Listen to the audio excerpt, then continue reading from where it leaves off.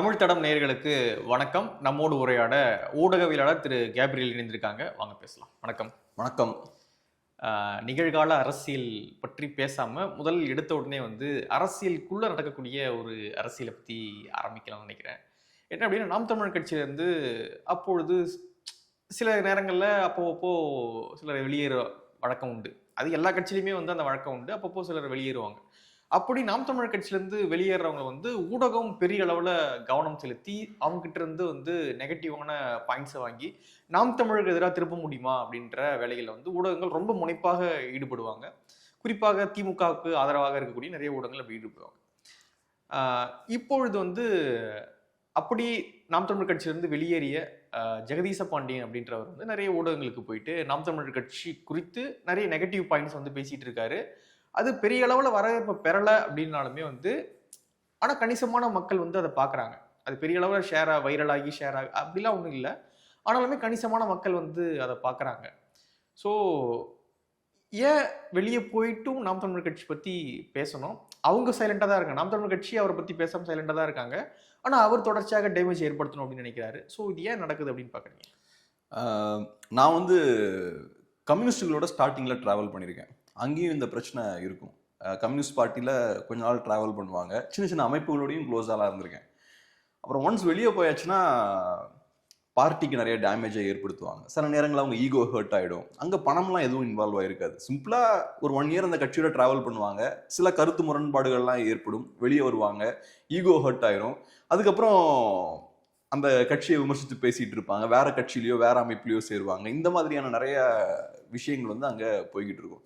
இப்போ என்டிகேவை பொறுத்தளவில் கொஞ்சம் டிஃப்ரெண்டான விஷயம் இது. ஏன்னா என்டிகே ஒரு பெரிய பார்ட்டியாக க்ரோ ஆகிட்டாங்க. ஒரு சின்ன அமைப்போ ஒரு சின்ன ஒரு குழுவோ கிடையாது. 8% ஓட்ஸ் இருக்கக்கூடிய பெரிய ஒரு கட்சி. நீங்கள் சொல்கிறது போல் கட்சியிலேருந்து ஒவ்வொருத்தரையும் யாராவது வெளில போகும்போது அது பெரிய நியூஸ் ஆகும்.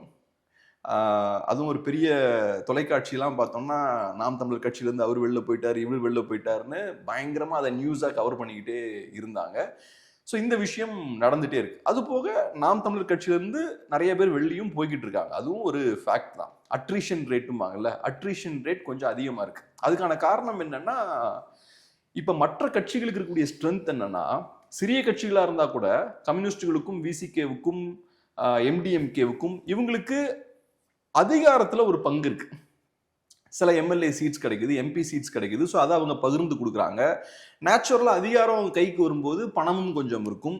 ஸோ ஏதோ ஒரு வகையில் நீங்கள் பவர் இந்த விஷயங்கள்லாம் ஷேர் பண்ணி கொடுக்குறீங்க. அப்போ கட்சிக்காரங்களை ஓரளவுக்கு சாட்டிஸ்ஃபைடாக வச்சுக்கும். என்டிகேவை பொறுத்தளவில் தனித்து போட்டியிடணும் அப்படின்றதுல ரொம்ப கவனமாக இருக்காங்க. ஸோ கொஞ்சம் கூட காம்ப்ரமைஸே பண்ணாமல் அவங்க 2016 போட்டிட்டு இருக்காங்க. அப்படி இருக்கும்போது கட்சிக்காரங்களோட பகிர்றதுக்கு உங்களுக்கு பவர் இருக்காது. ஸோ சில நேரங்களில் சில பேர் அது அதிருப்தி ஆகும். எல்லாரையும் அதிருப்தி ஆக்காது, சில பேரை அதிருப்தி ஆகும். ஏன்னா மோஸ்ட்லி நிறைய பேர் ஐடியாலஜி ட்ரிவனாகவும் இருப்பாங்க. எனக்கு எந்த அதிகாரமும் வேண்டாம், பணமும் வேண்டாம், எனக்கு என் கொள்கை தான் முக்கியம், தமிழ் தேசியம் தான் முக்கியம்னு நிறைய பேர் இருப்பாங்க. ஸோ அவங்க என்னாலும் கவலைப்பட மாட்டாங்க. ஆனால் சில பேருக்கு அதிகாரத்திலையும் சில ஆம்பிஷன்ஸ் இருக்கலாம். அதிகாரம் இருந்தால் பெட்டராக இருக்கும், நம்ம இப்படியே இருக்குமே, க்ரோ ஆகாமல் இருக்குமேன்ற மாதிரியும் சில பேருக்கு பார்வை இருக்கலாம். ஸோ அதனால என்டிகேல இந்த அட்ரிஷன் ரேட் அப்படின்றது கொஞ்சம் இருக்கு. வெளியே போகிறது கொஞ்சம் அதிகமாக இருக்கு. பட் இதில் ஒரு வகையில் பார்க்கும்போது பெரிய வெற்றியும் கூட தான் அவங்க பாயிண்ட் ஆஃப் வியூலேருந்து பார்க்கும்போது. ஏன்னா ஷேர் பண்ணுறதுக்கு எந்த அதிகாரமும் இல்லாமல் அந்த கட்சியை ஹோல்டு பண்ணி 8% ஓட்ஸ் வாங்க வைக்கிறதுன்றதும் சாதாரண விஷயம் இல்லை. இப்போ ஜெகதீச பாண்டியன் அவர்களை பொறுத்தளவில் எனக்கு பர்சனலாக அவர்கிட்ட பழக்கம் கிடையாது. அவரோட ஜேர்னி என்ன, இந்த விஷயங்கள் எதுவுமே நமக்கு தெரில. ஸோ அவருக்கு என்ன முரண், இந்த விஷயங்கள்லாம் தெரில. பட் இந்த அவரோட இன்டர்வியூஸ் பார்க்கும்போது மோஸ்ட்லி என்டிகேவை டார்கெட் பண்ணி தான் இருக்கு. ஒரு தமிழ் தேசியவாதின்னு ஒருத்தர் இருக்காருன்னா அவரோட பிரைமரி ஃபோக்கஸ் யாரா இருக்கணும்? திராவிடமா இருக்கணும், இல்லைன்னா ஆரியமா இருக்கணும் இல்லையா? தமிழ்நாட்டில் மோஸ்ட்லி திராவிட கட்சிகள்னா தமிழ் தேசியவாதிகளுக்கு பிரைமரி டார்கெட். ஏன்னா இங்கே ஆரியம் சார்ந்த கட்சிகள், நேஷனல் பார்ட்டிஸ் யாரும் பெருசாக ஸ்ட்ராங்காக இல்லை. நேஷனல் லெவல்னு பார்த்தோம்னா பிஜேபி, காங்கிரஸ்லாம் நம்ம சொல்லலாம். பட் மோஸ்ட்லி நான் பார்க்கறது என்னன்னா, என்டிகேலேருந்து வெளியே போகிற ஆட்கள் அவங்களோட ஃபோக்கஸ் என்டிகேவா இருக்கு, திராவிடமா இருக்கிறது இல்லை. அது போக அவங்க நிறைய நேரங்களில் எங்கே போய் சேர்றாங்கன்னு பார்க்கும்போது, இப்போ ஜெகதீச பாண்டியன் அவர்கள் தமிழர் வாழ்வுரிமை கட்சியில் போய் சேர்றாரு, வேல்முருகன் அவர்களோட கட்சியில் போய் சேர்றாரு. அது தமிழ் தேசிய கட்சி கிடையாது, அது திராவிட கட்சிகளோட கூட்டணியில் இருக்கக்கூடிய ஒரு கட்சி. ஆனால் அவங்க தங்களை தமிழ் தேசிய கட்சி அப்படின்னா சொல்றாங்க. சரி, அவங்க என்ன வேணாலும் சொல்லிக்கலாம். நான் சொன்ன மாதிரி தமிழ் தேசியத்தோட பிரதான எதிரி யாரு? திராவிடம். பிரதான திராவிட கட்சி யாரு? திமுக. நீங்க திமுகவோட கூட்டணி வச்சுட்டு எப்படி ஒரு தமிழ் தேசிய கட்சியா இருப்பீங்க? ஸோ தமிழர் வாழ்வுரிமை கட்சி தமிழ் தேசிய கட்சி கிடையாது. அதுல எந்த சந்தேகமும் வேண்டாம். அது தமிழ் தேசிய கட்சி கிடையாது. நான் ஆக்சுவலா விரும்பக்கூடிய விஷயமே என்னன்னா, தமிழ் நேஷனலிஸ்ட் சர்க்கிள்ல ஹெல்தியான டிபேட்ஸ் இருக்கணும்னு நான் விரும்புறேன். கண்டிப்பா நீங்க என்டிகேல கண்டிப்பா நிறைய பிரச்சனை இருக்கு. அதை நீங்க கேள்வி கேட்கணும். ஆனா நீங்க ஸ்டாண்டர்டை நெக்ஸ்ட் ஸ்டேஜுக்கு கொண்டு போகணும். நீங்க தமிழர் வாழ்வுரிமை கட்சியில போய் உட்காந்துட்டு நீங்க என்டிகே கிரிட்டிசைஸ் பண்ணீங்கன்னா உங்க ஆர்குமெண்ட்டுக்கு வேல்யூவே இருக்காது. ஏன்னா நீங்க ஐடியாலஜியை காம்ப்ரமைஸ் பண்றீங்க. நீங்க கொள்கையில காம்ப்ரமைஸ் பண்ணாம நீங்க தனியா ஒரு அமைப்பு உருவாக்கி என்டிகே செய்ய தவறின விஷயங்களை நீங்க கரெக்டா செஞ்சீங்கன்னா அப்ப மக்களுக்கு உங்க மேல மரியாதை வரும். ஸோ என்டிகே திராவிடத்தை சரியா விமர்சிக்க மாட்டேங்கிறாங்க, திராவிடத்தை எதிர்த்து சரியா அரசியல் பண்ண மாட்டேங்கிறாங்க, அந்த விஷயத்த அவங்கள விட நாங்க பெட்டரா பண்றோம் அப்படின்ற ஒரு இடத்துக்கு நீங்க வந்தீங்கன்னா கரெக்டா இருக்கும். ஏன்னா அதான உங்களோட குற்றச்சாட்டு, அவங்க சரியா வேலை செய்யல அப்படின்ற குற்றச்சாட்டு இருக்கு.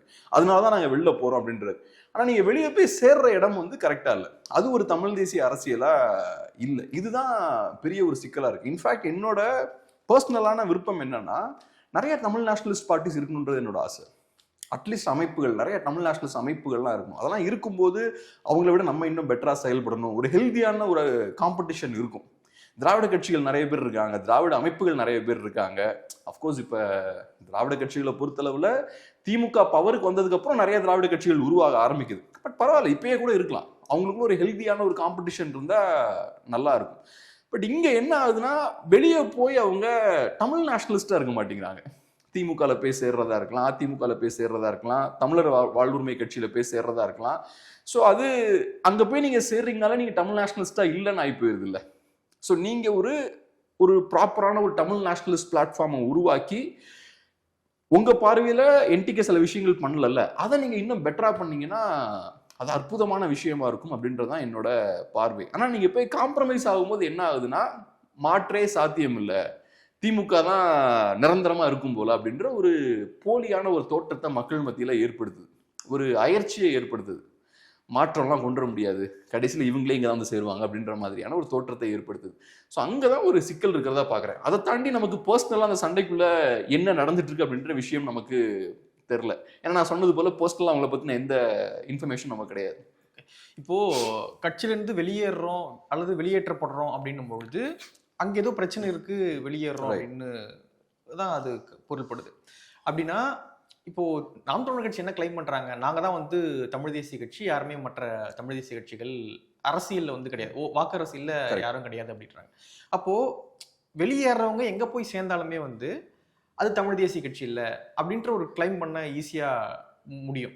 ஏன்னா நாம் தமிழர் கட்சி எடுக்கக்கூடிய ஸ்டாண்டு தான் எல்லா தமிழ் தேசிய கட்சியும் எடுக்கணும் அப்படின்ற அவசியம் கிடையாது. ஏன்னா எல்லாருக்குமே வேறு வேறு யுக்திகள் வந்து இருக்கும். இப்போ நாம் தமிழர் கட்சி தனித்து தான் போட்டிடுவோம் அப்படின்ற ஒரு ஸ்டாண்ட் எடுக்கிறாங்க, அது அவங்களோட யுக்தி. ஆனா இன்னொரு தமிழ் தேசிய கட்சியும் நான் தனித்து தான் போட்டிடுவோம் அப்படின்ற ஒரு ஸ்டாண்டை வந்து எடுக்கணும் அப்படின்றது வந்து எப்படி சரியா இருக்கும்? நான் இந்த பார்வையில இருந்து பார்த்தா இது ரைட்டு, ஆனா அவங்களுக்கு ஒரு பார்வை இருக்கும் இல்லையா? ஸோ இவங்க கூடயே போயிட்டு அவங்கள வீழ்த்தலாம், சம்திங் வேற ஏதாவது யுக்தி இருக்கலாம். கரெக்ட். ஸோ அது எப்படி நம்ம தப்புன்னு சொல்ல முடியும்னு கேட்குறேன். இப்போ ஒவ்வொரு தமிழ் நேஷனலிஸ்ட் ஃபோர்ஸஸுக்கும் ஒவ்வொரு வகையான ஒரு ஸ்ட்ராட்டஜி இருக்கும். இப்போ மணியரசன் ஐயாவை எடுத்துக்கிட்டிங்கன்னா அவருக்கு ஒரு விதமான ஒரு ஸ்ட்ராட்டஜி இருக்குது. எலக்டோரல் பாலிடிக்ஸ் அவங்க நம்பல. எலக்டோரல் பாலிடிக்ஸ்க்கு வெளியில இருந்தால் நாங்கள் அரசியல் போகணும் அப்படின்றத அவங்க ஸ்ட்ராங்காக இருக்காங்க. ஆனால் திராவிட எதிர்ப்பு அப்படின்னு வரும்போது ரொம்ப வீரியத்தோடு அவங்க இருப்பாங்க. அதே மாதிரி ஆரிய எதிர்ப்புன்னு வரும்போது ரொம்ப வீரியத்தோடு இருப்பாங்க. ஐடியாலஜிக்கலாக எங்கேயுமே காம்ப்ரமைஸ் ஆக மாட்டாங்க.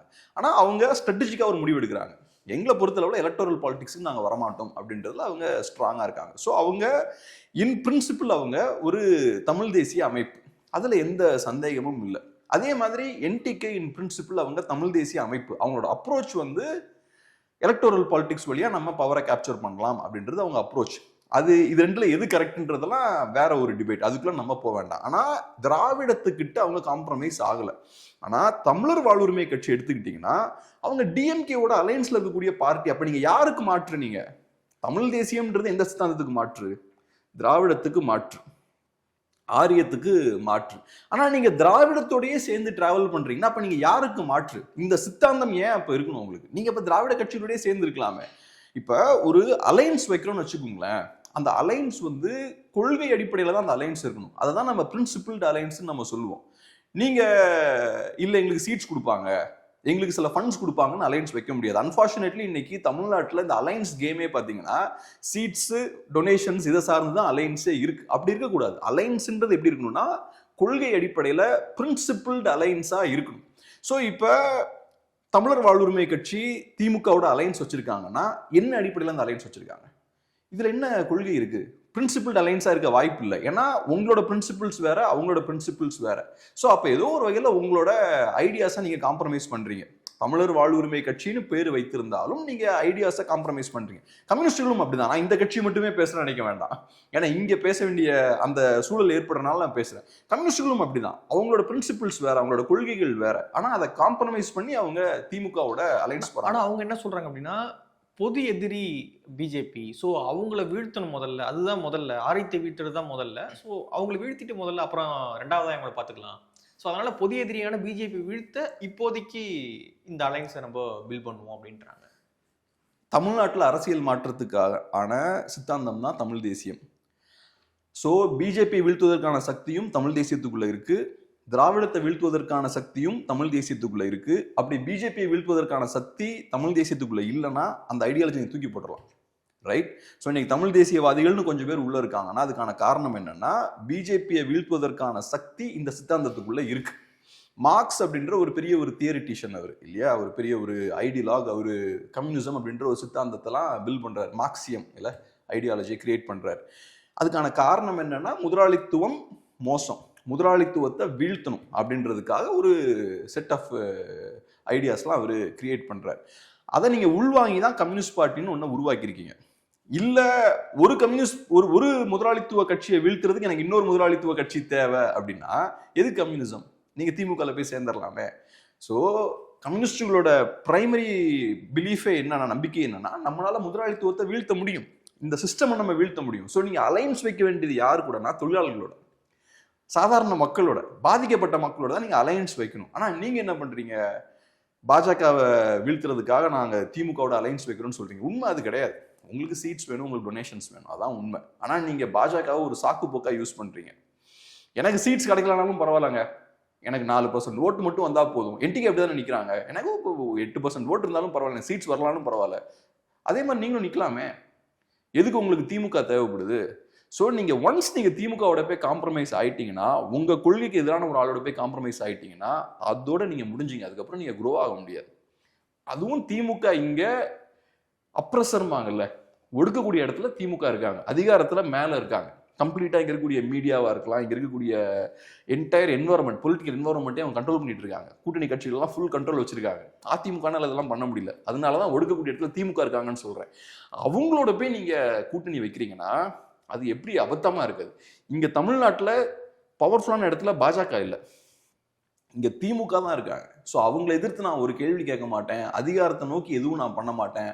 ஆனா அவங்களோட அந்த அரவணைப்பின் கீழே நான் இருப்பேன், சொகுசா வாழ்ந்துட்டு இருப்பேன் அப்படின்னா நீங்க அரசியல் மாற்றத்தை ஏற்படுத்த முடியாது. அதான் நான் சொல்ல வரேன். நீங்க உங்களோட எதிரி யாருன்றதை கரெக்டா ஃபிக்ஸ் பண்ணணும். திராவிடம் தான் என்னோட எதிரி அப்படின்னா உங்களுக்கான சித்தாந்தம் தமிழ் தேசியம்.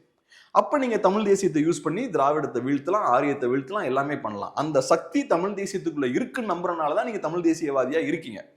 இல்ல ஆரியத்தை தமிழ் தேசியத்தால வீழ்த்த முடியாது அப்படின்னா ரைட், தமிழ் தேசியத்தை தூக்கி போட்டு நீங்க இப்ப திராவிடத்துல போய் சேர்ந்துக்கோங்க.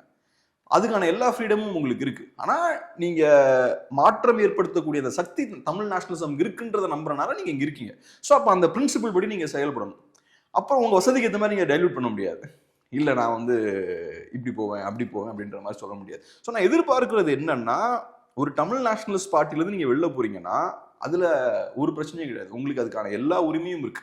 ஆனா நீங்க வெளியே போகும்போது சில அதிருப்திகள் இருக்குல்ல, இந்த தலைவர் சரியில்லை, இந்த கட்சி சரியில்லை, இன்னும் பெட்டரா செயல்படலான்ற சில அதிருப்திகள் இருக்குல்ல, அந்த அதிருப்தியின் அடிப்படையில் தான் நீங்க வெளில வரீங்க. ஸோ அவங்க சில விஷயங்கள் செய்யல, அந்த விஷயத்தை நீங்க வெளில போய் பெட்டரா செய்யுங்க. என்டிகே டிஎம்கே சரியா அட்டாக் பண்ணலன்னா நீங்க பெட்டரா அட்டாக் பண்ணுங்க. சீமான் சரியான லீடரா இல்லைன்னா நீங்க அதை விட பெட்டரான லீடரா இருங்க. ஸோ இன்னும் பெட்டரான தமிழ் நேஷனலிஸ்டா இருங்க.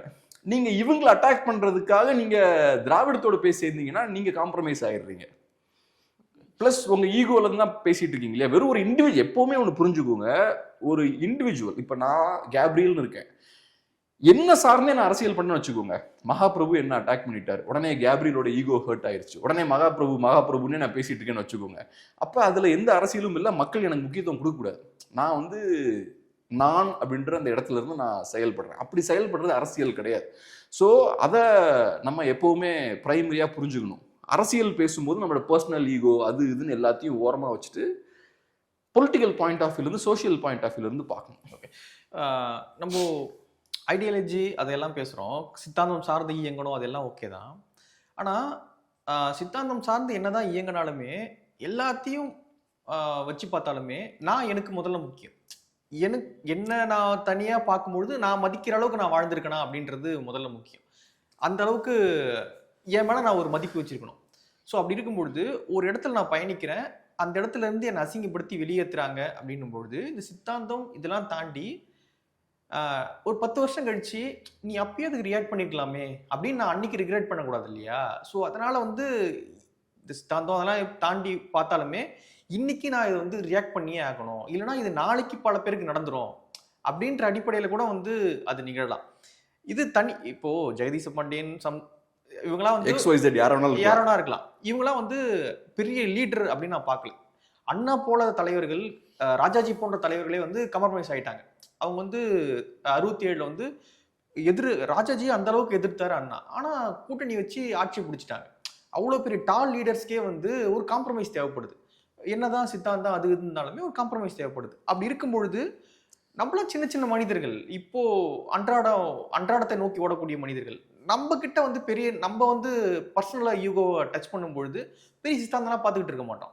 என் பர்சனல் ஈகோவை டச் பண்ணிட்டேன், உன்னை நான் காலி பண்றேன் அப்படின்னு தான் நம்ம ஒர்க் பண்ணுவோம். ஏன்னா பெரிய டால் லீடர்ஸே அப்படிதான் ஒர்க் பண்ணியிருக்காங்க. அப்படி இருக்கும்பொழுது நம்ம அன்றாட நோக்கி ஓடக்கூடிய மனிதர்கள் டக்கு டக்குன்னு தான் ரியாக்ட் பண்ணுவான். அவன் ரியாக்ட் பண்றதே நம்ம ரொம்ப அறிவுஜீவியா தான் நீ ஒர்க் பண்ணணும் அப்படின்னு நம்ம சொல்ல முடியாது இல்ல. நான் அறிவுஜீவியா ஒர்க் பண்ணனே சொல்ல வரல. நீங்க அரசியலுக்கு வரீங்கன்னா ஒரு பொதுநலம் சார்ந்த பார்வையோட தான் நீங்க அரசியலுக்கு வரணும். இல்ல நான் ஒரு மிகப்பெரிய தலைவராகக்கூடிய மெட்டீரியல், சிலவங்க நான் அப்படியும் பாக்குறேன், உள்ள வரும்போதே நான் ஒரு பெரிய தலைவர்டான்ற மனசு நினைப்பிலேயே நிறைய பேர் உள்ள அரசியலுக்கு வராங்க. அப்படி நீங்க வரக்கூடாது. உங்களோட பிரைமரி நோக்கம் என்னவா இருக்கணும்னா, நான் இந்த சொசைட்டில சில சிக்கல்கள் இருக்கு, அதை மாற்றணும் அப்படின்ற எய்ம்ல நான் உள்ள வரேன். ரெண்டாவது, எல்லா பெரிய மனுஷனும் எடுத்துக்கோங்களேன், நீங்க சொன்ன மாதிரி ஈகோ பெருசா இருக்காது. ஈகோ இருந்தால் அதை பெருசா காட்டிக்க மாட்டாங்க. நான் சில பிசினஸ் மேன்லாம் பார்த்திருக்கேன், நம்ம டக்கு டக்குன்னு ரியாக்ட் பண்ணுவோம். நம்மளை யாராவது இன்சல்ட் பண்ணாங்கன்னா குயிக்கா ரியாக்ட் பண்ணிட்டு வெளில போயிடுவோம், ஈகோயிஸ்டிக்கா நம்ம ரியாக்ட் பண்ணுவோம். ஆனா பெரிய பிசினஸ் மேன்லாம் பார்த்திருக்கேன், பெரிய பொலிட்டிஷியன்ஸ் பார்த்திருக்கேன், அவங்களோட ஈகோவை ஹர்ட் ஆனாலும் சிரிச்சுக்கிட்டே இருப்பாங்க, பெருசா கோவத்தை வெளில காட்டிக்க மாட்டாங்க. மேபி உள்ள இருக்கலாம், அது எனக்கு தெரியல, ஆனா வெளியில அதை சுத்தமா காட்டிக்கவே மாட்டாங்க. நான் ஏன் இதை சொல்றேன்னா, இண்டிவிஜுவலிஸ்டிக்கா நான் செயல்படுறேன்னா அப்ப நான் இந்த மாதிரியான பொது வேலைக்கு நான் தகுதி இல்லாதவனா மாறிடுவேன். இண்டிவிஜுவலிஸ்டிக்கா நான் எல்லாத்தையுமே பார்த்துட்டு இருக்கேன்னா நான் அந்த வேலைக்கு நான் சரி வர மாட்டேன். ஸோ அப்ப அதுக்கான ஆள் நான் கிடையாது. ரெண்டாவது, இன்னைக்கு திமுக இண்டிவிஜுவலா தான் பார்க்குது. என்னுடைய ஃபேமிலி, என்னுடைய மகன், என்னுடைய சொத்து, என்னுடைய கட்சி, இதெல்லாம் நான் பாதுகாக்கணும் தான் ஒர்க் பண்றாங்க.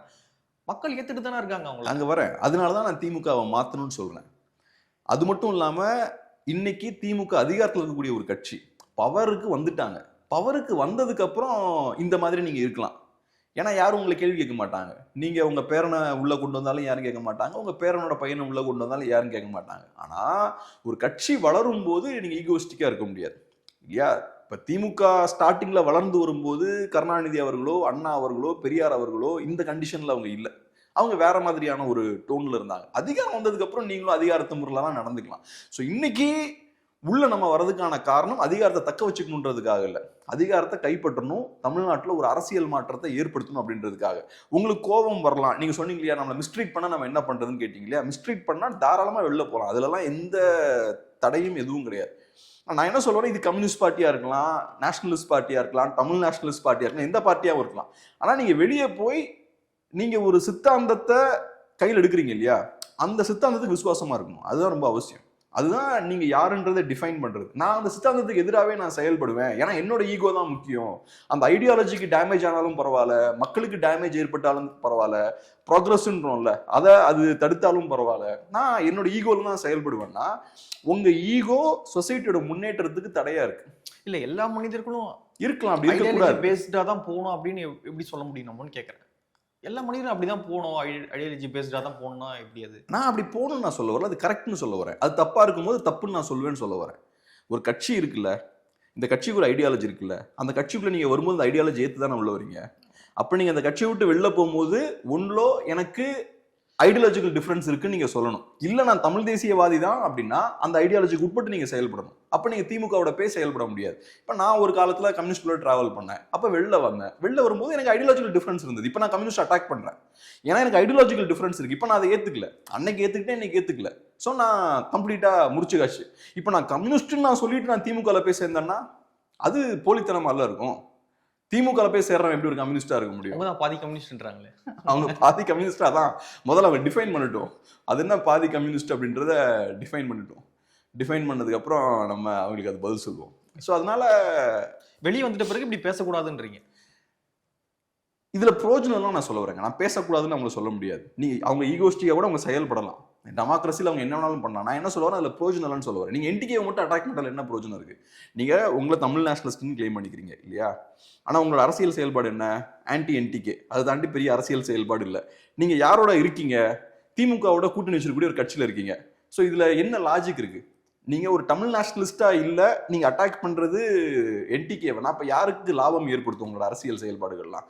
தமிழ் நேஷனலிஸ்டுக்கு லாபம் கொடுக்குமா, திராவிடத்துக்கு லாபம் கொடுக்குமா? நீங்களே சொல்லுங்க. உங்களை சிக்கல்ல மாட்டி விட்டுருவோம். இப்ப திராவிடத்துக்கு தான் கண்டிப்பா இல்லையா? ஸோ அப்படி இருக்கும்போது அப்ப நீங்க நான் திராவிடத்தை ஆதரிக்குன்னு சொல்லிட்டு அதை பண்ணலாம்ல. அப்ப எதுக்கு நீங்க தமிழ் நேஷனலிஸ்டிக் பேனருக்கு கீழே இருந்து அதை பண்ணணும்? ரெண்டாவது இன்னொன்று ரொம்ப முக்கியமான விஷயம் என்னன்னா, ஒரு பார்ட்டிக்குள்ள சேர்ந்து ஒர்க் பண்றது ரொம்ப கஷ்டமான விஷயம். இந்த கஷ்டத்தை நான் கம்யூனிஸ்டுகளோட சேர்ந்து டிராவல் பண்ண நான் நினைச்ச போது நான் அதை ஃபேஸ் பண்ணிருக்கேன். நான் ஒரு பார்ட்டிக்கான ஆள் இல்லைன்றதை அப்ப நான் புரிஞ்சுக்கிட்டேன். அதனாலதான் இப்ப நான் எந்த கட்சிக்குள்ளேயும் சேராம கொஞ்சம் வெளியிலேயே எல்லாம் தள்ளி இருக்கிறது. ஏன்னா எனக்கு தெரியுது, ஒரு பார்ட்டினா அந்த பார்ட்டிக்கு ஒரு டிசிப்ளின் இருக்கணும், ஒரு ஒழுங்கு இருக்கணும். அதுக்கு கட்டுப்பட்டு நான் செயல்படணும். ஸோ அதுக்கு ஒரு மெச்சூரிட்டி தேவை இல்லையா? பார்ட்டி டிசிப்ளினை புரிஞ்சு பார்ட்டி ஸ்ட்ரக்சருக்கு உட்பட்டு செயல்பட ஒரு டிசிப்ளின் தேவை. இப்போ ஒரு பெரிய கார்பரேட் கம்பெனி இருக்கு, அதுக்குள்ள ஒரு சிஸ்டம் இருக்கும். அதுக்குள்ள அந்த சிஸ்டமுக்குள்ள நான் ஃபிட் ஆகி ஒர்க் பண்ணாதான் அந்த கம்பெனில நான் ஃபிட் ஆகி ஒர்க் ஆகாம மேல என்னால ஏறி போக முடியும் இல்லையா? அதுக்கு ஒரு மெச்சூரிட்டி தேவையில்லை. எல்லாருக்கும் அந்த மெச்சூரிட்டி இருக்காது. சிலவங்களுக்கு சின்ன பாலிடிக்ஸை பார்த்தாலே கோவம் வந்துடும். இவன்ட்டெல்லாம் நான் எதுக்குடா வேலை பார்க்கணும், டக்குன்னு வெளில வந்துடுவான். அவனால அந்த சிஸ்டம்ல ஒர்க் பண்ண முடியாது. பார்ட்டி ஸ்ட்ரக்சரும் அதே மாதிரிதான். பார்ட்டிக்குள்ள சேர்ந்து ஒர்க் பண்றதுக்கு ஒரு டிசிப்ளின் வேணும். இப்ப நான் கேப்ரியல் ஒரு இண்டிவிஜுவலா வெளில இருக்கேன். நான் எது கரெக்ட் எது தப்புன்றதெல்லாம் பட்டுன்னு அடிச்சு பேசிடுவேன். இந்த இடத்துல இதான் கரெக்டான ஸ்டாண்டு, இந்த இடத்துல இது தப்பான ஸ்டாண்டுன்னு பேசிடுவேன். ஒரு பார்ட்டினால அப்படி பேச முடியாது. நிறைய பேருக்கு தனி மனிதனையும் பார்ட்டியையும் பிரிச்சு பார்க்க தெரியாது. அவங்க என்ன நினைப்பாங்கன்னா, கேப்ரியல்ன்ற இண்டிவிஜுவல் நான் இதை கரெக்ட்னு நினைக்கிறேன்னா பார்ட்டியும் அதை பண்ணணும்னு நினைப்பாங்க. பார்ட்டின்றது ஒரு 10-20 லட்சம் பேரை ரெப்ரசென்ட் பண்ணக்கூடிய ஒரு அமைப்பு. ஸோ அந்த 10-20 லட்சம் பேரையும் அது எப்படி இம்பாக்ட் பண்ணுன்றத பார்ட்டி லீடர்ஷிப் பார்க்கும். இப்போ ஒரு இஷ்யூல நான் ஒரு ஸ்டாண்ட் எடுக்கிறேன்னா, என் பார்ட்டியில ஒரு 1 லட்சம் மெம்பர்ஸ் இருப்பான், 10 லட்சம் ஓட்டர்ஸ் இருப்பான். இவன் எல்லாத்தையும் அது எப்படி இம்பாக்ட் பண்ணுன்றத பார்ட்டி பார்ப்பான். ஸோ எனக்கு பிடிச்ச மாதிரி ஒரு இண்டிவிஜுவலா நான் முடிவு எடுப்பேன். ஒரு யூடியூப் முன்னாடி பேசும்போது இதுதான் கரெக்டான ஸ்டாண்டு, என்டிகே ஏன் அதை பேசல அப்படி இப்படின்னா நம்ம பேசலாம். ஆனா பார்ட்டினால ஒரு இண்டிவிஜுவல் மாதிரி செயல்பட முடியாது. குயிக்கா டக்குன்னு ரியாக்ட் பண்ண முடியாது, குயிக்கா டிசிஷன் எடுக்க முடியாது. நான் சொல்றது பாலிசி மேட்டர்ஸ்ல, ஐடியாலஜிக்கல் மேட்டர்ஸ் எல்லாம் குயிக்கா டக்குன்னு டிசிஷன் எடுக்க முடியாது. சோ இந்த பொறுமை வேணும், இந்த புரிதலும் வேணும். நீ உள்ள இருக்கும்போது இந்த பொறுமையும் இருக்கணும். நம்ம பார்ட்டியோட அந்த போற பாதை இருக்குல்ல, அதை நம்ம இன்ஃப்ளூயன்ஸ் பண்ணணும்னா உள்ள உட்காந்து ஸ்லோவா ஒர்க் பண்ணிக்கிட்டே இருக்கணும். பார்ட்டிக்குள்ள நமக்கான ஆட்களை உள்ள சேர்க்கணும், இதுதான் கரெக்ட்னு அவங்களை புரிய வைக்கணும். ஸ்லோவா தான் பார்ட்டி அந்த டைரக்ஷன்ல சேஞ்ச் ஆகும். அந்த மெச்சூரிட்டி நமக்கு இருக்கணும். பார்ட்டி எப்படி ஃபங்க்ஷன் ஆகுதுன்றது நமக்கு புரிஞ்சுக்கணும். அப்படி புரிஞ்சுக்காத ஆட்கள் நிறைய பேர் என்ன பண்ணுவாங்கன்னா, வெளியே இருந்தே கிரிட்டிசைஸ் பண்ணிட்டு இருப்பாங்க. அவங்க தனி மனிதர்களா இருப்பாங்க, கிரிட்டிசைஸ் பண்ணிட்டே இருப்பாங்க. தனி மனிதர்களா நீங்க இருக்கிற வரைக்கும் சொசைட்டில பெரிய மாற்றத்தை ஏற்படுத்த முடியாது. நிஜமாவே உங்களுக்கு சொசைட்டில ஒரு மாற்றத்தை ஏற்படுத்தணும், அரசியல் மாற்றத்தை கொண்டு வரணும்னு நினைச்சீங்கன்னா, நீங்க ஒரு பார்ட்டி ஒரு அமைப்போட சேரணும், சேர்ந்து அவங்களோட பயணிக்கணும். அது எப்படி ஃபங்க்ஷன் ஆகுதுன்றதை நீங்க புரிஞ்சுக்கணும். ஒரு மெச்சூரிட்டியோட நீங்க அங்க டீல் பண்ணணும். அந்த மெச்சூரிட்டி வேணும். அது எனக்கு பர்சனலா இல்லாதனால நான் கொஞ்சம் விலகி இருக்கேன். ஆனா ஏதோ ஒரு பாயிண்ட்ல நிஜமாவே நம்ம சொசைட்டி மேல ஒரு தாக்கத்தை ஏற்படுத்தணும்னா ஒரு இன்ஸ்டிடியூஷனோட நம்ம டிராவல் பண்ணணும். அப்பதான் சேஞ்ச் பண்ண முடியும். நான் இந்த கட்சி அந்த கட்சின்னு சொல்ல, எது வேணாலும் இருக்கலாம். அடுத்ததாக வந்து விடுதலை தினத்தினுடைய ஸ்டாலின் அவர்கள் உரை கிட்டத்தட்ட ஒரு மாநில சுயாட்சி ரொம்ப முக்கியம் அப்படிங்கிற அளவுக்கு தான் வந்து பேசியிருக்காரு. இந்த தேசம் வந்து இது போல வலிமையாக இருக்கணும் அப்படின்னா எல்லா மாநிலத்துக்குமான அதிகாரத்தை வந்து கரெக்டாக பகிர்ந்து கொடுக்கணும். ஆனா இப்பொழுது வந்து முன்னாடி இருந்ததை விட அதிகாரங்கள் மாநிலங்களுக்கு குறைஞ்சிருக்கு, இது சரியில்லை அப்படின்னு வந்து பேசுறாரு விடுதலை தின நாள்ல. ஆமா, இப்ப நேத்து இண்டிபெண்டன்ஸ் டே. நேற்று இங்கே சொன்ன மாதிரி பேசியிருக்காரு. அன்னைக்கு ஹிந்துவில் முதல்வர் மு.க. ஸ்டாலின் அவர்களோட ஒரு கட்டுரையும் வெளியாகுது. நல்ல ரொம்ப வெல் ரிட்டன் ஆர்டிக்கிள்பாங்களா, ரொம்ப அழகாக எழுதப்பட்ட ஒரு ஆர்டிக்கிள். அப்போ அவர் இடத்துல ஆமாம், ஸ்டாலின் அவர்கள் எழுதியிருக்க வாய்ப்பு ரொம்ப கம்மி. ஏன்னா வெல் ரிட்டன் ஆர்டிக்கிள்ன்ற போது இந்த கருத்து அவரோட தான் இருக்கிறதுக்கான வாய்ப்பு இருக்குது. ஆனால் எழுதியிருக்கிறது அவராக இருக்கிறதுக்கான வாய்ப்புகள் மிக மிக மிக குறைவு. ஸோ அதில் ஃபஸ்ட்டு எடுத்தோன்னே அவங்க சொல்கிறது என்னென்னா, in a true federal system, state should not have to protest, litigate or plead for their rightful share of revenues அப்படின்ற மாதிரி சொல்றாரு. ஸோ ஒரு நிஜமான ஒரு ஃபெடரல் சிஸ்டம் இருக்குன்னா, மாநிலங்கள் சண்டை போட்டு தான் அவங்களோட ஃபண்ட்ஸ் எல்லாம் வாங்கணும், ரெவன்யூஸ் எல்லாம் வாங்கணும் அப்படின்ற சூழல் இருக்கக்கூடாது. அந்த சிஸ்டம் கரெக்டாக இருக்கணும், அதுவாக ஆப்ரேட் ஆகணும் அப்படின்ற விஷயத்த பேசியிருக்காரு. இதே கட்டுரை இன்னொரு இடத்துலையும் சொல்றாரு. The 15th Finance Commission recommended that 41% of the union's tax revenue be devolved to the states அப்படின்ற மாதிரி சொல்றாரு. But over the past 4 years only 33.14 has been shared அப்படின்ற மாதிரியும் அவர் சொல்றாரு. ஸோ கிளியர் கட்டாக இங்கே ஸ்டாலினை பொறுத்தளவில் நமக்கு வந்து சேர வேண்டிய பணம் சரியா வரல அப்படின்ற இஷ்யூவை கையில் எடுக்கிறார். நீங்க சொன்ன ஸ்பீச்லையும் அதை பேசுறாரு, இந்த கட்டுரையிலையும் அதை பேசுறாரு. இந்த கட்டுரையில இன்ஃபேக்ட் ஸ்டார்டிங்கே இங்க இருந்தா ஸ்டார்ட் பண்றாங்க. இதை நம்ம புரிஞ்சுக்கிறது எப்படின்னா, இதை நம்ம ரெண்டு வகையா புரிஞ்சுக்கலாம். ஒன்று எலெக்ஷன்ஸ் கிட்ட வருது. ஸோ எலெக்ஷன் கிட்ட வரும்போது இந்த மாதிரி இஷ்யூஸ்லாம் கையில் எடுப்பாங்க, சென்டரை சேலஞ்ச் பண்ணக்கூடிய இஷ்யூஸ். இதே இஷ்யூஸை 21 எலெக்ஷனுக்கு முன்னாடியும் திமுக கையில் எடுத்தாங்க. அதுக்கப்புறம் கையில் எடுத்தாங்களான்னு பார்த்தீங்கன்னா பெருசாக கையில் எடுக்கல, குவைட் ஆயிட்டாங்க. இப்போ திரும்பவும் கையில் எடுக்கிறாங்க. ஸோ ஒன்று எலெக்ஷன் பாயிண்ட் ஆஃப் வியூல இதை கையில் எடுக்கிறாங்க. ரெண்டாவது முக்கியமான பாயிண்ட் என்னன்னா, ஸ்டேட் கவர்மெண்ட் பெரிய ஒரு ஃபினான்ஷியல் ஸ்ட்ரெஸ்ல இருக்காங்கன்னு நீங்க பார்க்கலாம். திமுக பண்ணக்கூடிய மிகப்பெரிய ஒரு தவறு என்னன்னா, இந்த தவறால நம்ம பாதிக்கப்படுறதை விட திமுக தான் அதிகமாக பாதிக்கப்படுவாங்க. அவங்க செய்யக்கூடிய இந்த தவறு என்னன்னா, நிகழ்கால அரசியல் லாபங்களுக்காக திமுகவோட எதிர்காலத்தை காம்ப்ரமைஸ் பண்ணிக்கிட்டே இருக்காங்க. இந்த ஒரு மிஸ்டேக்கை கண்டினியூஸா திமுக பண்ணிக்கிட்டே இருக்காங்க. ஸோ அவங்க என்ன பண்றாங்க, 1000 ரூபாய் எல்லாரும் கொடுக்குறாங்க. இது நிகழ்காலத்தில் உங்களுக்கு அரசியல் லாபத்தை கொடுக்கும், பட் உங்களோட எதிர்காலத்தை நீங்களே காலி பண்ணிக்கிறீங்க. அப்படி பண்ணும்போது என்ன ஆகுதுன்னா, இன்னைக்கு திமுக லீடர்ஷிப்புக்கு கான்ஃபிடன்ஸ் இருக்கு, நம்ம எலெக்ஷன்ல ஜெயிச்சிடலாம் அப்படின்ற ஒரு கான்ஃபிடன்ஸ் இருக்கு. ஆனால் நீங்க எலெக்ஷன்ல ஜெயிச்சிங்கன்னா உங்களோட நிதி சுமை அதிகமாயிருக்கும், கவர்மெண்ட் ரன் பண்ண முடியாது. ஆமா, ஏன்னா நீங்க ஃப்ரீயா ஏகப்பட்ட காசு கொடுத்துட்டீங்க, அப்ப பணத்துக்கு எங்க போவீங்க?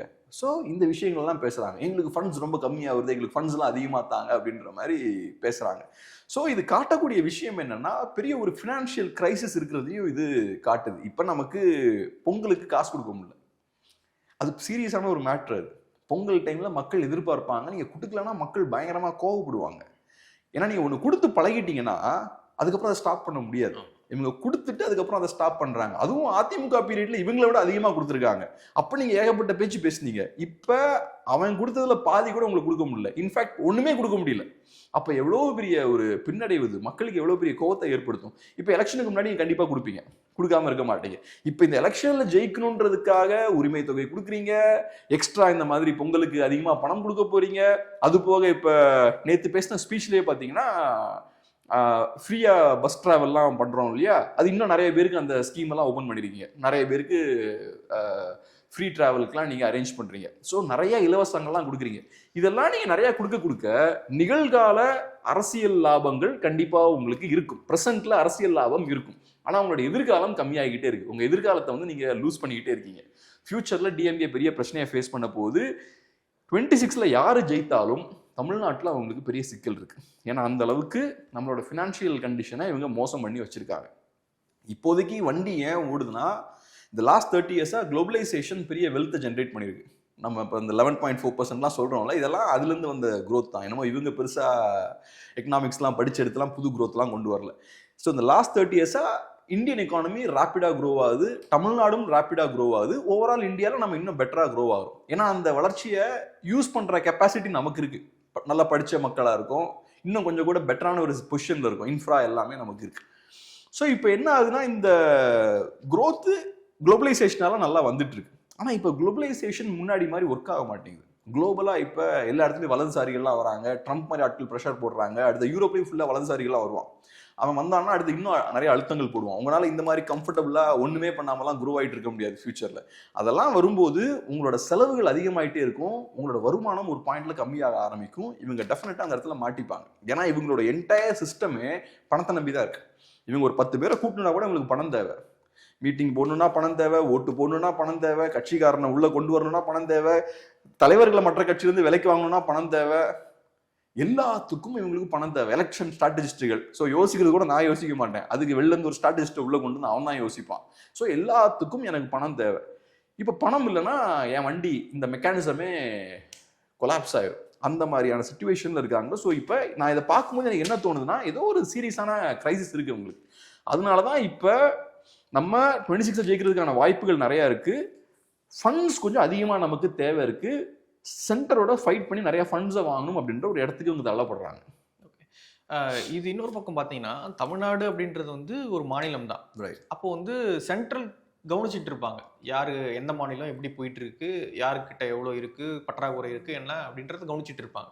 அப்படி இருக்கும் பொழுது பீகாருக்கே அவங்க இன்னும் எச்சரிக்கை கொடுக்கல. பீகார் போன்ற இன்னும் நிறைய கடன் வச்சிருக்கக்கூடிய ரொம்ப வளராத மாநிலங்களுக்கே அவங்க பெரிய எச்சரிக்கைலாம் கொடுக்கல. ஃபண்ட் கொடுத்து தான் அவங்க வளர்த்துட்டு இருக்காங்க. அப்படி இருக்கும்பொழுது தமிழ்நாடு போன்ற மாநிலங்கள் இவ்வளோ கடன்ல இருக்கு. ஆனால் மத்திய அரசு எதுவும் வான் பண்ணல, அந்த மாதிரியான அந்த நிகழ்வு நடக்கலையே. இது எப்படி பார்க்குறது? அந்த அளவுக்கு மோசமாக போகல. இப்போ பஞ்சாப் அளவுக்குலாம் நம்ம ரொம்ப மோசமாக போகல. பஞ்சாபோட ஃபினான்ஷியல் ஸ்டேட்டஸ்லாம் பார்த்தோம்னா நம்மளை விட இன்னும் மோசமாக இருக்குது. நம்ம இன்னும் அந்த அளவுக்கு போகலை. ஆனால் மோசமாக போகிறதுக்கான வாய்ப்புகள் இருக்குது. நம்மளும் பார்த்தோம்னா அதிகப்படியான ஃப்ரீபீஸ்லாம் கொடுக்கும்போது மோசமாக போகிறதுக்கான வாய்ப்பு இருக்குது. ரெண்டாவது, முதல்வர் பேசின இந்த விஷயங்கள் எல்லாத்தையும் நான் 100% ஏற்றுக்கிறேன். அவர் சொல்கிற மாதிரி நமக்கு வர வேண்டிய பணம் இன்னும் நல்லா வரணும். இப்போ 15th ஃபினான்ஸ் கமிஷன் வந்து ரெக்கமெண்ட் பண்ணியிருக்காங்க 41% நீங்கள் கொடுக்கணுன்றது. அதெல்லாம் ரைட், நீங்கள் அதெல்லாம் பண்ணுங்க. ஆனால் நீங்கள் ஏன் இப்போ பேசுகிறீங்க? ஒன்று, உங்களோட மிஸ்மேனேஜ்மெண்ட்டால் பெரிய கிரைசிஸ் இருக்குது, அதனால நீங்கள் பேசுகிறீங்க. ரெண்டாவது, எலெக்ஷன் வருது நீங்கள் பேசுகிறீங்க. அங்கே தான் தப்பு இருக்குன்ற, அது போலித்தனம்ல. நீங்கள் நிஜமாவே டெவல்யூஷனில் பிரச்சனை இருக்குன்னா இந்த 4 வருஷம் என்ன பண்ணீங்க? இப்போ ஒரு ஸ்டேட் கவர்மெண்டோட வேலை என்ன? பிரதான வேலை என்ன? இந்த மக்களோட நலனை காக்கிறது தான் அவங்களோட பிரதான வேலை. ஸோ எனக்கு வர வேண்டிய பணம் எனக்கு வரலன்னா அதை வெளியே கொண்டு வந்து பிரச்சனையாக மாற்றி வர வேண்டிய பணத்தை வர வைக்கிறது யாரோட வேலை? ஸ்டேட் கவர்மெண்டோட வேலை. 4 வருஷம் அதை வேலையை பண்ணீங்களா? இல்லை. எலெக்ஷன் வர்றதுக்கு முன்னாடி திமுகவோட பொருளாதார புலிகள்லாம் டிவியில் உட்காந்து பேசினதெல்லாம் நான் கேட்டிருக்கேன். நமக்கு வர வேண்டிய ஃபண்ட்ஸ் வரல, ₹1 நம்ம கொடுத்தோம்னா 20 காசு தான் வருது, 25 காசு தான் வருது, 30 காசு வருதா, ஏதோ கதையெல்லாம் சொன்னானுங்க. இப்போ என்ன 78 காசா வருது? இப்பயும் கம்மியாக தானே வருது. இந்த 4 வருஷம் என்ன பண்ணீங்க? ஸோ அப்போ தமிழர்கள் பணத்தை இழந்துட்டு இருக்காங்க. உங்கள் லாஜிக் படி பார்த்தா, நான் சொல்லல, உங்கள் லாஜிக் படி பார்த்தா ஒவ்வொரு நாளும் ஒவ்வொரு ஆண்டும் தமிழர்கள் பணத்தை இழந்துட்டு இருக்காங்க. தமிழர்கள் பணத்தை இழந்துட்டு இருக்காங்கன்னா நீங்க என்ன பண்ணிருக்கீங்க? தமிழர்களோட நலனை காக்குறதான உங்க வேலை. அப்ப அதை கொண்டு வரணும்ல திரும்ப. அதை பண்ணாம நீங்க என்ன பண்ணிட்டு இருக்கீங்க? யூபிக்கு நிறைய காசு போகுது, அவன் ₹1 கொடுத்தா ₹1.5 அவனுக்கு போகுது, இந்த மாதிரிலாம் ஏதோ கதைலாம் சொல்லிட்டு இருந்தாங்க முன்னாடி. இப்போ அதெல்லாம் பேசாமையா இருக்கீங்க. ஸோ நிஜமாவே தமிழர்களுக்கு இதனால இழப்பு ஏற்படுதுன்னா அதை ஸ்டாப் பண்ண நீங்க என்ன பண்ணீங்க? இதை விட வேற என்ன உங்களுக்கு பெரிய வேலை? அப்போ நீங்க பிஜேபியோட க்ளோஸா அண்டர்ஸ்டாண்டிங்கோட ரைட், நான் உங்க பிரச்சனைகளெல்லாம் பேச மாட்டேன், நீங்களும் எங்களை லூஸாக விட்டுருங்கன்ற அண்டர்ஸ்டாண்டிங்ல இருக்கீங்க. இப்போ எதுக்கு இதெல்லாம் பேசுறீங்க? ஒன்று எலெக்ஷன் வருது, ரெண்டாவது உங்க பேக்கெட்ல காசு இல்லை, அதை நம்பியே நீங்க இருக்கீங்க. ஸோ இப்போ வெளியே வந்து இதெல்லாம் பேசுறீங்க. ஸோ உங்க தேவைக்கு நீங்க பேசும்போது நான் எதுக்கு அதுக்கு சப்போர்ட் பண்ணும்? நீங்க சொல்ற ஆர்குமெண்ட்லாம் கரெக்ட் தான், ஆனா நீங்க உங்க தேவையிலேருந்து பேசுறீங்க, மக்கள் தேவையிலேருந்து பேசல. அங்கதான் சிக்கல் இருக்கு. அடுத்ததாக திருமாவளவன் அவர்கள் கொடுத்த பிரஸ் மீட், அவர் என்ன சொல்லியிருக்காரு அப்படின்னா, திரும்ப திரும்ப நான் திமுகவுடைய போட்டு கரைஞ்சிட்டேன், அந்த மாதிரிலாம் வந்து வார்த்தைகளை பயன்படுத்தாதீங்க அப்படின்னு வந்து அந்த மாதிரியான ஒரு விஷயத்த வந்து சொல்றாரு. கூட்டணி தான் வச்சிருக்கோம், நாங்கள் எங்கெல்லாம் பேசணுமோ அங்கெல்லாம் கரெக்டாக தான் பேசிக்கிட்டு இருக்கோம். இந்த தூய்மை பணியாளர் பிரச்சனை கூட நாங்கள் வந்து 3வது 4வது நாளே போய் பார்த்துட்டோம். எங்கள் தோழர்கள்லாம் தொடர்ச்சியாக அந்த போராட்டத்தில் இருந்தாங்க. அன்றைக்கி பிரச்சனை நடக்கக்கூடிய நைட்டில் கூட நான் ஃபோன் அடித்து மினிஸ்டர் கிட்ட பேசினேன். மினிஸ்டர் சொன்னார், வேறு வழி இல்லைங்க, அது வந்து கோர்ட் உத்தரவு, நாங்கள் ஒன்றும் பண்ண முடியாது அப்படின்னு சொன்னார். ஸோ தொடர்ச்சியாக நான் என்ன பண்ண முடியுமோ, என்னால் என்ன அழுத்தத்தை கொடுக்க முடியுமோ அதை நான் கொடுத்துட்டு தான் இருக்கேன். திமுகவோடு கரைஞ்சிட்டேன், ஸோ அந்த மாதிரிலாம் கிடையாது அப்படின்ற ஒரு விஷயத்தை சொல்கிறாங்க. எனக்கு என்ன பொறுத்தளவில் அரசியலில் பேச்சுக்கான வேலையே கிடையாதுங்க, செயல் தான். நீங்கள் ஆக்ஷனில் ப்ரூவ் பண்ணுங்க. நீங்கள் திமுகவோட நான் போய் கரைஞ்சிட்டேன்லாம் சொல்லாதீங்க. அப்படிலாம் சொல்கிறத விட திமுகவை மீறி சில விஷயங்களை செஞ்சு காட்டுங்க. அப்படி செஞ்சு காட்டுனீங்கன்னா யாரும் உங்களை குற்றமே சொல்ல மாட்டாங்க இல்லையா? நீங்கள் அதை செய்யாதனால தான் உங்கள் மேலே இந்த விமர்சனங்கள்லாம் வருது. அதை நிறைய பேர் நம்பவும் செய்கிறாங்க. இந்த விமர்சனம் வைக்கிறதாலேயே மக்கள் அதை நம்பலை. அந்த விமர்சனத்தின் பின்னாடி சில நியாயங்களும் இருக்கு, உங்களோட செயல்பாடுகளும் அந்த மாதிரி தான் இருக்கு. அதனால தான் மக்கள் நம்புறாங்க. ஸோ நீங்கள் மாற்ற வேண்டியது உங்களோட அரசியலை, உங்களோட செயல்பாடுகளை. அக்ரெசிவாக நில்லுங்க ஏதாவது ஒரு ஸ்டாண்டில். நாங்களும் போய் பார்த்தோம், 4வது நாளே போய் அந்த தொழிலாளர்களை போய் பார்த்தோம், அவங்க கூடயே நாங்கள் நின்னோம். இப்போ நீங்கள் பார்த்தீங்கன்னா திமுக ஆதரவு யூடியூப் சேனல்ஸ்லாம் நிறைய பேர் இருக்கானுங்க. பெரிய ஆக்டிவிஸ்ட் மாதிரி காட்டிப்பாங்க. அவங்களும் போய் அங்கே நின்னானுங்க. திமுக கவர்மெண்ட்டை ஒரு வார்த்தை விமர்சிக்க மாட்டாங்க. ஆனால் அந்த போராட்டம் நடக்கும்போது அங்கே போய் ஃபோட்டோ எடுத்துட்டு வந்துடுறது, கையெல்லாம் தூக்கிட்டு ப்ரொடெஸ்ட் பண்ணுற மாதிரி ஃபோட்டோ எடுத்து வந்துடுறது. கேட்டால் நாங்கள் அங்கே தான் போய் நின்னோம் அப்படின்ற மாதிரி சொல்றது. கம்யூனிஸ்டுகள் நிறைய பேர் அங்கே போய் ஃபோட்டோ ஷூட் பண்ணிட்டு வந்துட்டாங்க. இங்கே விஷயம் அது கிடையாது. திமுக அந்த இஷ்யூ எப்படி ஹேண்டில் பண்ணியிருக்காங்க, அதை எப்படி ஒடுக்கி அதை முடிச்சு வச்சிருக்காங்க, இதை நீங்கள் எப்படி பார்க்குறீங்க? இது நடக்கும்போது நீங்கள் உங்களோட செயல்பாடு என்ன? நான் அங்கே போய் நின்னேன், அது மேட்ரு கிடையாது. நானும் அங்கே போய் நின்னேன், நிறைய பேர் அங்கே போய் நின்னாங்க, மீடியாக்காரங்களாம் போனாங்க, அது விஷயம் கிடையாது. நீங்கள் இந்த இதை பொலிட்டிக்கலாக எப்படி ஹேண்டில் பண்ணியிருக்கீங்க? நீங்கள் வந்து பொலிட்டிக்கல் பார்ட்டி, நீங்கள் இண்டிவிஜுவல் கிடையாது. நாங்கள் போனோம், பார்த்தோம், பேசினோம், அது கிடையாது. நீங்கள் ஒரு பொலிட்டிக்கல் பார்ட்டி. உங்களோட பொலிட்டிக்கல் ஆக்ஷன் என்ன? கம்யூனிஸ்டோட பொலிட்டிக்கல் ஆக்ஷன் என்ன? ஸோ இந்த யூடியூபர்ஸ்லாம் பார்த்தீங்கன்னா திமுகவை ஒரு வார்த்தை விமர்சிக்கல இந்த இஷ்யூவை ஒட்டி. ராம்கிலாம் விமர்சிக்கிறாங்க. ஆமா, ஏதோ ஒரு ராம்கி வந்து வானத்துல இருந்து விழுந்த மாதிரி ராம்கி விமர்சிக்கிறாங்க. ராம்கி மோசமான இது அது இது. ராம்கி உள்ள விட்டது யார்? யார்? அதான் அதை கேள்வி. அதுதான் இங்க முக்கியமான விஷயம்.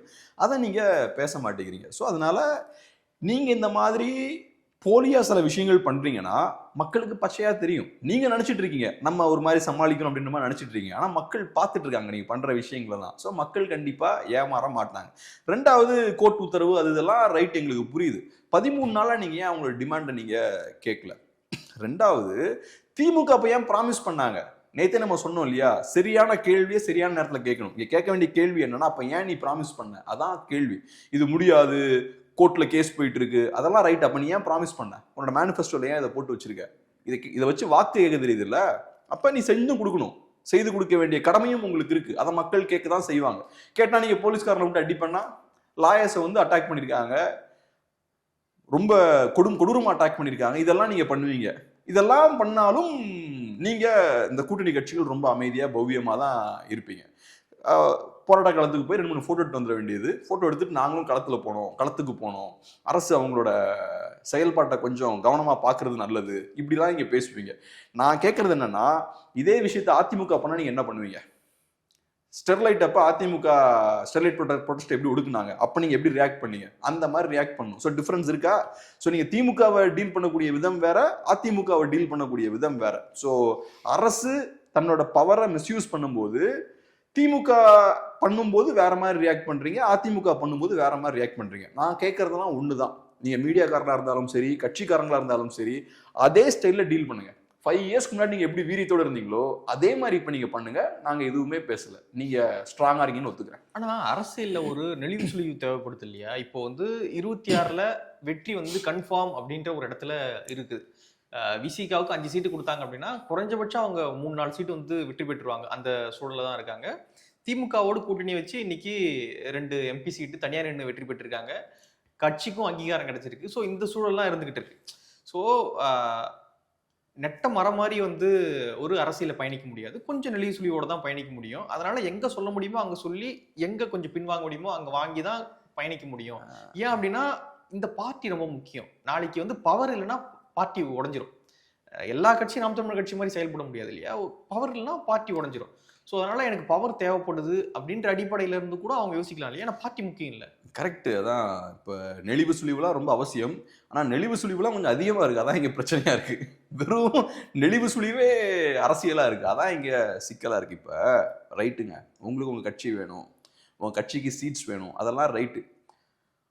ஆனால் எதுக்கு இப்போ அந்த போராடக்கூடிய மக்கள் எதுக்கு உங்களை சப்போர்ட் பண்ணணும்? அவனுக்கு அவன் வேலை வேணும்ல.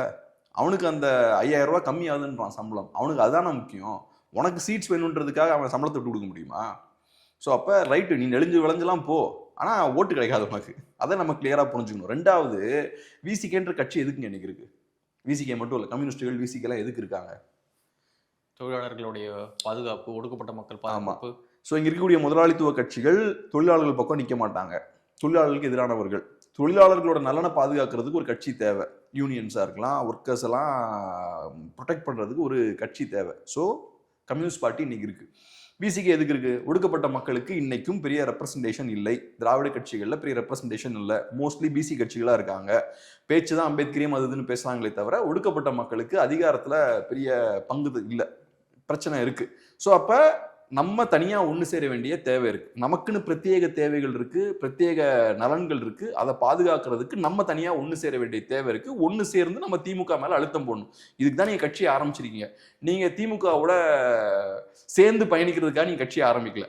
திமுகவை மீறி அவங்க கிட்ட இருந்து அதிகாரத்தை வாங்கணுன்றதுக்காக நிக்கிறீங்க. ஸோ இப்போ ஒடுக்கப்பட்ட மக்களோட நலன்கள் பாதிக்கப்படும் போது, அவங்க ஒடுக்கப்படும் போது நீங்க அவங்க கூட நிக்கணும், திமுக கூட நிக்க கூடாது.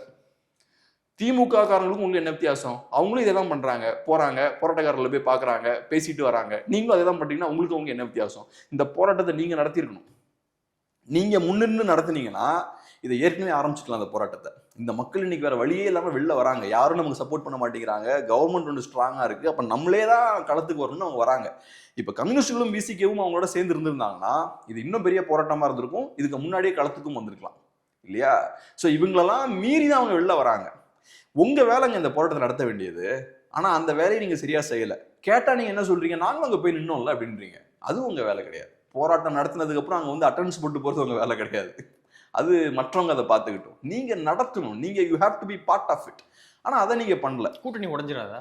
கூட்டணி உடைஞ்சா அவங்களுக்கு என்ன வந்தது? உங்களோட நலன் வேற தானே. திமுகவோட நலன் வேற, ஒடுக்கப்பட்ட மக்களோட நலன் வேற. அதனால தனியா கட்சி ஆரம்பிச்சிருக்கீங்க. திமுகவை காப்பாற்ற வேண்டியது உங்க வேலை இல்லைல்ல. உங்களுக்கு என்ன? ஒடுக்கப்பட்ட மக்களுக்கு ரெப்ரசன்டேஷன் இல்லை. நமக்கு தேவையான ரெப்ரசன்டேஷனை திமுகவும் அதிமுகவும் கொடுக்கல, காங்கிரஸும் பிஜேபியும் கொடுக்கல. ஸோ நமக்குன்னு தனியா ஒரு கட்சி தேவைன்னா நீங்க ஆரம்பிச்சு வச்சிருக்கீங்க. திமுக என்னன்னா உங்களுக்கு என்ன வந்தது? பாஜக உள்ள வந்துரும்ல. பாஜக எங்க உள்ள வரப்போகுது? பாஜகவே உள்ள வந்தாலும் உங்களுக்கு என்னன்னு கேட்கிறேன். நீங்க உங்களுக்கு சில பிரத்யேக நலன்கள் இருக்கு, அதை நீங்க ப்ரொடெக்ட் பண்ணுங்க. ரெண்டாவது, இங்க பாஜக எங்க இருக்கு உள்ள வர்றதுக்கு? இல்லாத ஒரு எதிரியை காட்டிக்கிட்டே இருக்கீங்க. பாஜக இவ்வளவு தூரம் உள்ளதுக்கு காரணமே திமுக தான். யோசிச்சு பாருங்க, திமுகவோட இந்த ஊழல், இவ்வளவு பெரிய ஊழல் நடக்குது இன்னைக்கு தமிழ்நாட்டுல. கிட்னி எல்லாம் பத்தி நம்ம பேசிட்டு இருக்கோம், கிட்னி திருட்டெல்லாம் பத்தி பேசிட்டு இருக்கோம். சாரி, முறைகேடு. ஆமா, அது வேற பெரிய குற்றமாயிரும். கிட்னி முறைகேடெல்லாம் பத்தி நம்ம பேசிட்டு இருக்கோம். இவ்வளவு பெரிய சிக்கல் தமிழ்நாட்டுல, ஏகப்பட்ட பிரச்சனைகள் போய்கிட்டு இருக்கு. இவ்வளவு பிரச்சனைகள் இருக்கும் போதும் ஒரு சைட்ல இந்த மாதிரி கிட்னி ஊழல், இந்த விஷயங்கள்லாம் நடக்கு, திருட்டெல்லாம் நடந்துட்டு இருக்கு, பெரிய அளவுல ஊழல் போய்கிட்டு இருக்கு, ஏகப்பட்ட பிரச்சனைகள் இருக்கு. திமுக மேல மக்களுக்கு இவ்வளவு அதிருப்தி இருந்தாலுமே கூட பாஜக பக்கம் போக மாட்டேங்கிறாங்க. அப்ப தமிழ் மக்களுக்கு பாஜக மேல பெரிய ஒரு அவர்ஷன் இருக்கு, பெரிய அவநம்பிக்கை இருக்கு. அது போக இன்னைக்கு பாஜக கிட்ட பவர்ஃபுல்லான பிஎம் இருக்காங்க, பவர்ஃபுல்லான ஒரு சென்ட்ரல் கவர்மெண்ட் இருக்கு, அவங்களோட முக்கியமான லீடர்ஸ்லாம் தமிழ்நாட்டில் வந்து பிரச்சாரம் பண்றாங்க. சென்ட்ரல் நீங்க பவர்ல இருக்கும்போது உங்ககிட்ட ஏகப்பட்ட பவர்ஸ் இருக்கும், ஸ்டேட்லயும் நீங்க நிறைய இன்ஃப்ளூயன்ஸ் பண்ணலாம். இதெல்லாம் பண்ணதுக்கு அப்புறமும் பாஜகனால 10% தான் வளர முடியுது. ஸோ திமுக பண்ற இவ்வளவு தவறுகளையும் மக்கள் சகிச்சுக்கிறாங்க. இவ்வளவு தவறுகளை நம்ம பண்ணாலும் நம்ம அந்த பக்கம் போகக்கூடாதுன்னு இருக்காங்க. ஸோ நீங்க பாஜகவை ஸ்டாப் பண்ணல, உங்களை மீறி தமிழ் மக்கள் பாஜகவை ஸ்டாப் பண்ணி வச்சிருக்காங்க. நீங்க பண்ணக்கூடிய இந்த அட்டூழியங்கள்லாம் தாண்டி தமிழ் மக்கள் பாஜகவை ஸ்டாப் பண்ணி வச்சிருக்காங்க. ஸோ இதுக்கு கிரெடிட் யாருக்கு கொடுக்கணும்? தமிழ் மக்களுக்கு தான் கொடுக்கணும். நம்ம இவங்களுக்கெல்லாம் கொடுக்கக்கூடாது. இவங்கெல்லாம் சேர்ந்து திமுகவோட கூட்டு வச்செல்லாம் இவங்க பாஜகவை ஸ்டாப் பண்ணல, நம்ம தமிழ் மக்கள் ஸ்டாப் பண்ணியிருக்கோம். யோசிச்சு பாருங்க, அவங்க 12 வருஷம் பவர்ல இருக்காங்க. 2014 இருந்து அவங்க பவர்ல இருக்காங்க.